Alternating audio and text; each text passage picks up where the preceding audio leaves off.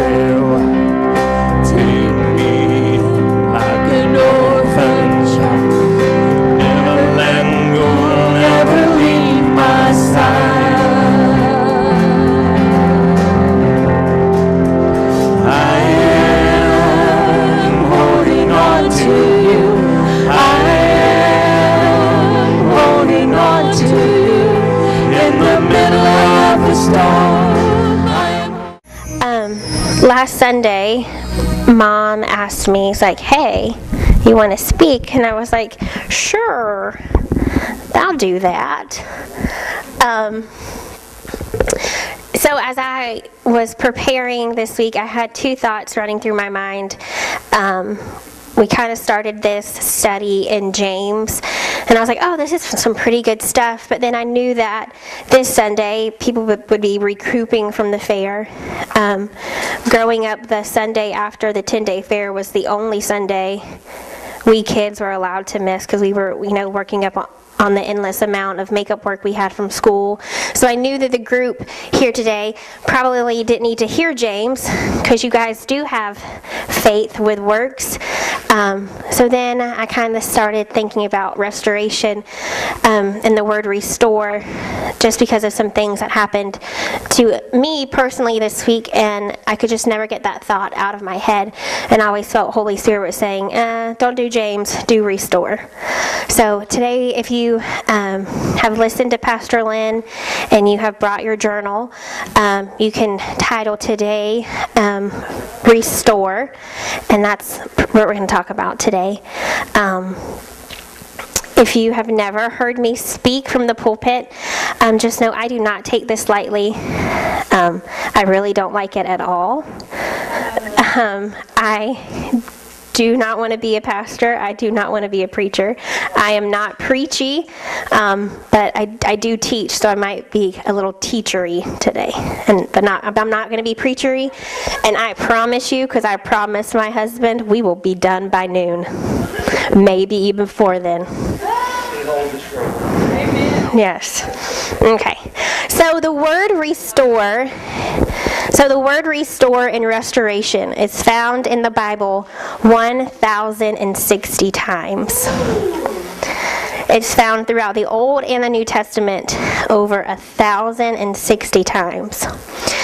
According to Webster, which is the dictionary that the modern world uses, he says that restore is a verb, meaning it's an action, and it means to give back, or to put back, or bring back to existence, or to put back into a formal, original state. My grandfather has a gift to restore old cars.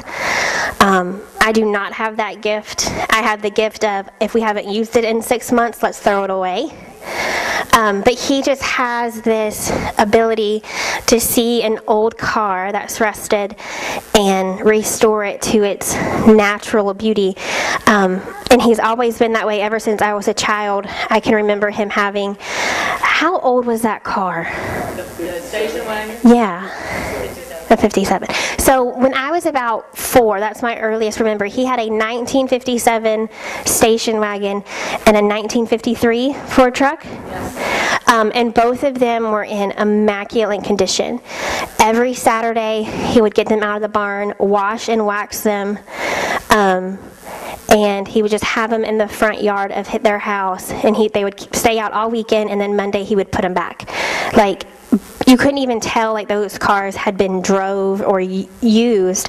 The leather seats in the car will still look like they were brand new. And I can remember I was about 8 years old when my grandfather decided to sell them. And I could see kind of like my grandfather becoming crushed because he didn't have anything else to take care of. But here recently, about 4 years ago, he started buying old El Caminos and restoring them. So he had this ability to restore old cars and bring them back to their fullness.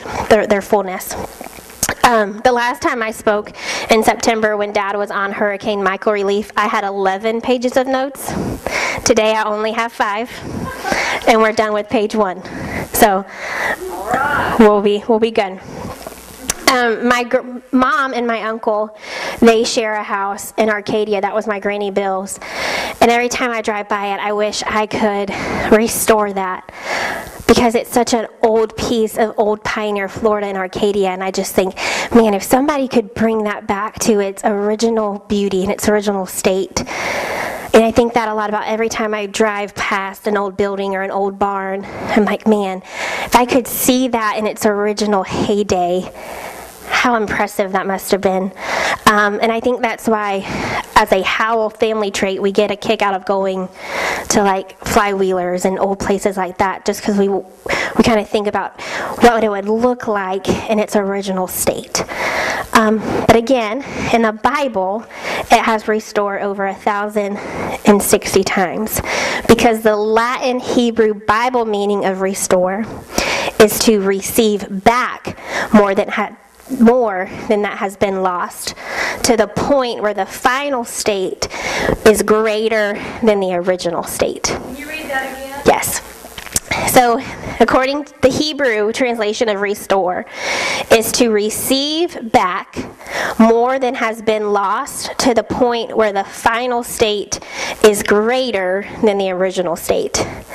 So when God spoke over 1,000 times about restoring things, He wasn't just talking about the original, He was talking about making it greater than it was in the beginning.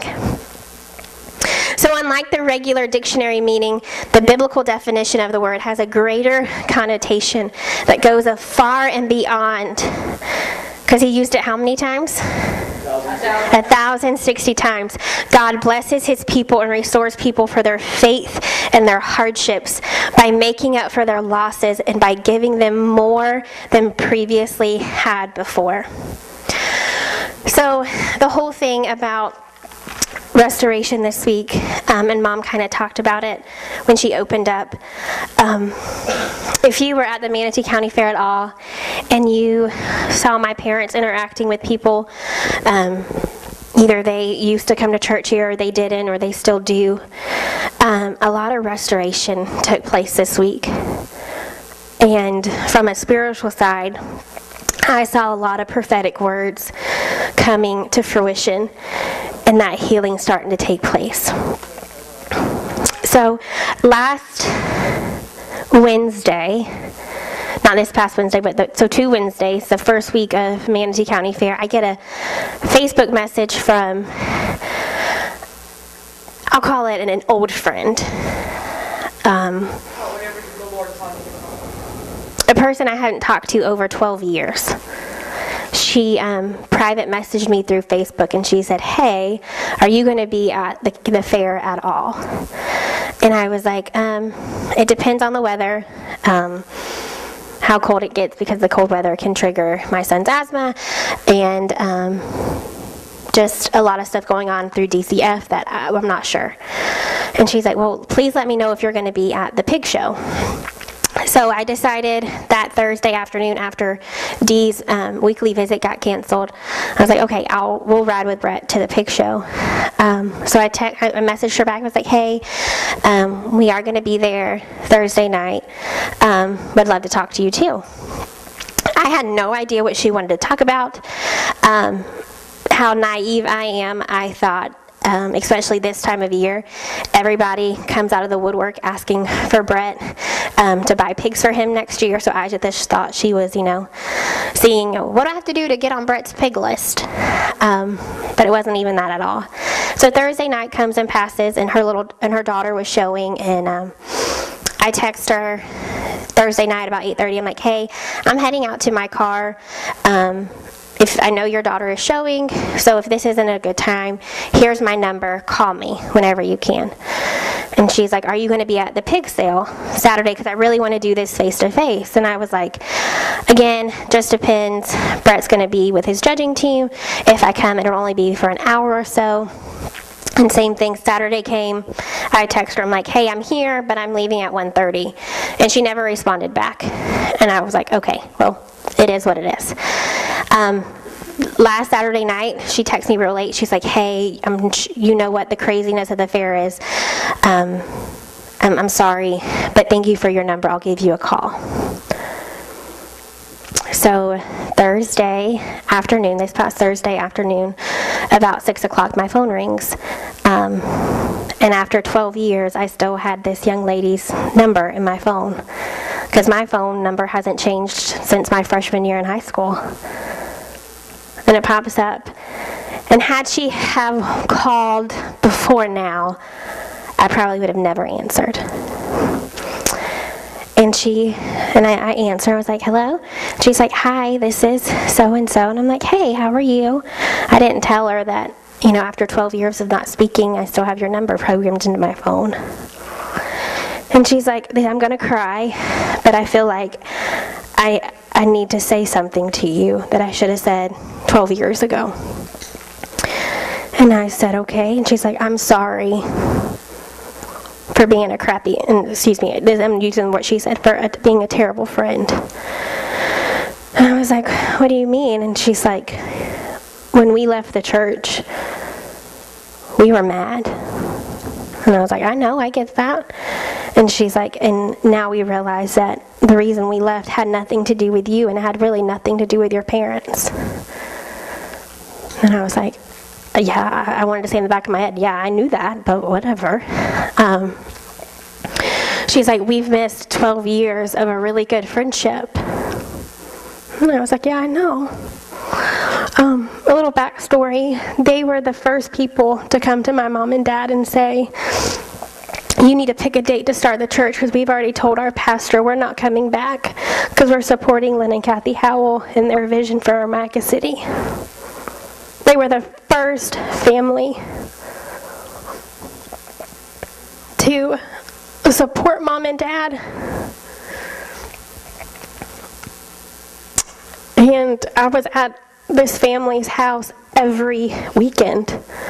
And pretty much every day after school, I would head there, and mom and dad would either pick me up on their way home. Like, there was not a day I was not with this family, wouldn't you say? Or vice versa, their girls were with us. And she's like, your dad has interacted with my daughter this week the same way he used to interact with us. And she said, I accused you for a long time for something you never did. I thought you told my parents about the boyfriend I dated in high school, but come to find out it was my twin sister. And I just found out 2 weeks ago that it wasn't you, it was her. And she said, I'm sorry. And I've missed your wedding. I missed all the trials and tribulations you went through with your son and are still going through. And had it not been for 12 years ago, I probably would have been in your wedding. You probably would have been at mine and the birth of my daughter. And we've missed out on 12 years of stuff when we used to be the very best of friends. And I stood there in the middle of downtown Wauchula because I was fixing to eat dinner with my in-laws. And for the first time, I didn't know what to say. And I don't say the word love you very often to people that are not in my circle of trust because of this particular incident. When I got hurt 12 years ago, I looked my mom and dad in the eye and said, I'm done having friends in church. I'm done getting close to people in church. So when Dad or Pastor Don say, greet someone with a sloppy agape, that's my cue to go to the bathroom. So I don't have to hug and get close to anybody. Because of this one incident. And she said, I miss having a loyal friend like you. And she's like, I know you gotta go, but I just want to say I love you. I've always loved you, and I'm sorry. And I told her I've always loved you, and I've admired your little girl from afar. But I was hurt, and I was not letting you or anyone in your particular family back in. And she's like, I just feel like 100,000 pounds have been lifted off of me. And she said, please don't forget about me. And I was like, I never have. Certainly never will. So, went inside to dinner with my in-laws. Brett was out of town. And when he finally got home that night, I told him the story. And he's like, wow, I'm surprised she called. And a part of me did too, because we were such good friends. It's because we were so much alike. We were both hard-headed and stubborn. And if we were wrong, we definitely weren't going to be the first ones to admit it. So the selfish part of me was like, ha ha, I didn't have to admit it. That anyhow. But it just now brings back in just several prophetic words that have been spoken over my life in the church, that we have been falsely accused for so long, that the people who were the accuser are now realizing that it wasn't our fault, and that the prodigals are coming home. Amen. Because when she hung up, we hung up, and then she sent me a text. She's like, do you guys still meet at 10 o'clock? I was like, yep, and the door has always been open. And so that's why the topic of restoration came about. Because God's going to bring whatever you have lost back greater than the original state. So if you would, turn to Isaiah 61:7. And I'm actually on my last page of notes. So, Brett Wheeler, you may get your wish to be done before noon.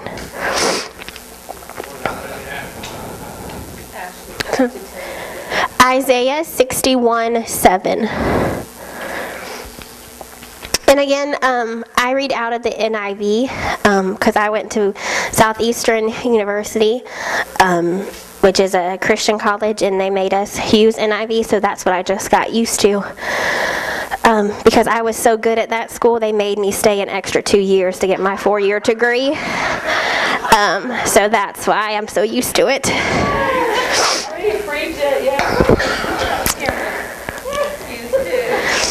And my parents were wanting me to get done because a Christian university is way more expensive than a public one. Like your grandma and grandpa did too. Yeah. So I told Southeastern, I'm like, oh, you want me to stay another semester? Oh, sure. So Isaiah 61:7. Instead of your shame, you will receive a double portion. And instead of disgrace, you will rejoice in your inheritance. And so you will inherit a double portion in your land, and everlasting joy will be yours. And this is just God speaking through Isaiah about restoring Israel and restoring the Lord's favor. Because God mentions restoration over 1,060 times. You think about Abraham and how he was able, even though through Sarah's mistake, it was still be able to be restored to the promise. Even though Jacob messed up his promise to have the 12 tribes of Israel was still restored. Yes. Esther, who became an orphan at the age of 9 because the enemy killed her parents and she was left with an uncle, her destiny was able to be restored because God sent her to a king, sent her to the kingdom. Ruth was able to be restored because of a daughter-in-law who said, I will stick close to you, and was married to Boaz, and their family was able to be restored greater than it ever was.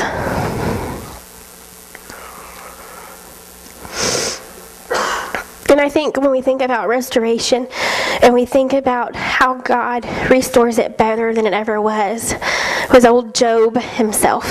So turn to Job 42. 42, we're going to start at verse 10.